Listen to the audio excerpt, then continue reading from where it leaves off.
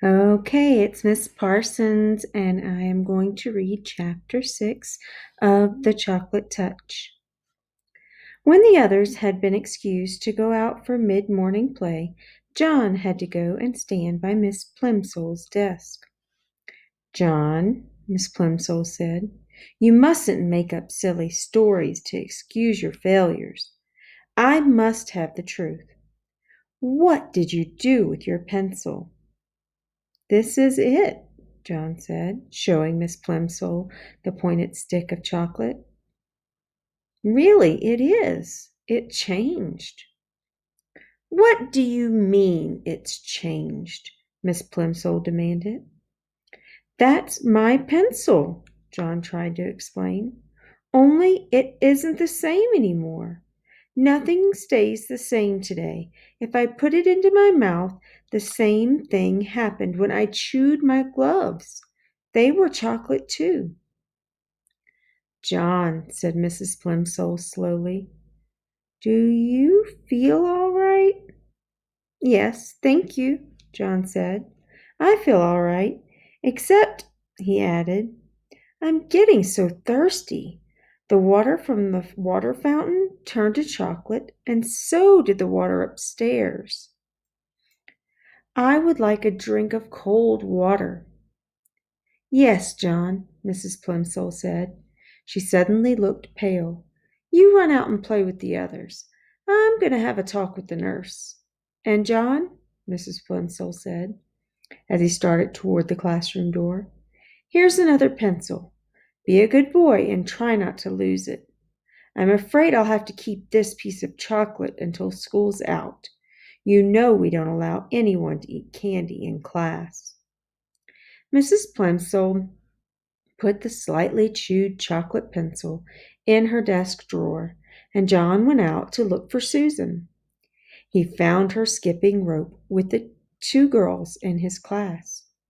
John usually scorned skipping rope.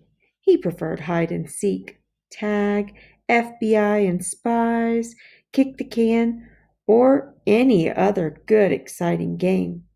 Jumping up and down in one place just to avoid being hit by a rope seemed silly to him, but he was sorry for having spoiled Susan's silver dollar, and he was willing to make a sacrifice.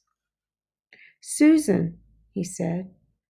Susan continued to bounce on one foot as her two friends swung the rope over and under, over and under, over and under her.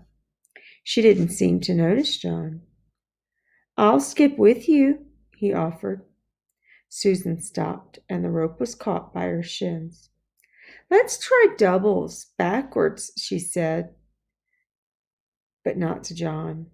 She ignored John. "You go first, Betty. Ellen, you go second. I'll go last.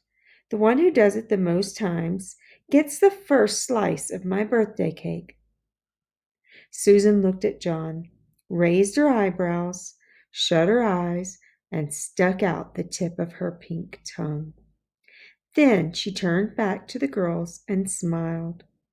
Ellen whispered in Betty's ear, and Betty whispered in Susan's ear. Then all three of them looked at John and at each other again and burst out laughing. "Oh, Susan," John protested, "I didn't mean to do it. The trouble is there's something magic about me today. Everything I put in my mouth turns to chocolate." The girls giggled. "You wouldn't like it," said John, who was beginning to feel sorrier for himself than he had ever felt before. "I think it's getting worse," he added reproachfully. "At first, just the part in my mouth turned to chocolate, but when I nibbled the end of my pencil, the whole pencil changed." "Pooh," Susan said. The others hooted with glee. "Maybe I'll get sick and die," John warned. "Maybe I'll turn to chocolate myself. Then you'll be sorry." "I don't believe one word about the chocolate," Susan said. "And if it was true, you'd be glad, because all you ever like eating is chocolate." "If you don't believe me," John retorted, "just give me that skipping rope, and I'll prove it." The girls looked questioningly at each other for an instant, but as they hesitated, the bell rang and it was time to go back to the classroom. The rest of the morning passed slowly for John. He was afraid that his mother was going to be cross about the missing gloves. She might not accept the excuse that he had eaten them. He regretted his messed up arithmetic test. He was sad about Susan's anger and disbelief, and he was getting terribly thirsty. Once during geography and once during art, he was excused to get a drink of water.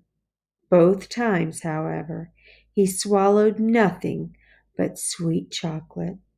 His mouth was getting stickier and sweeter and drier by the minute.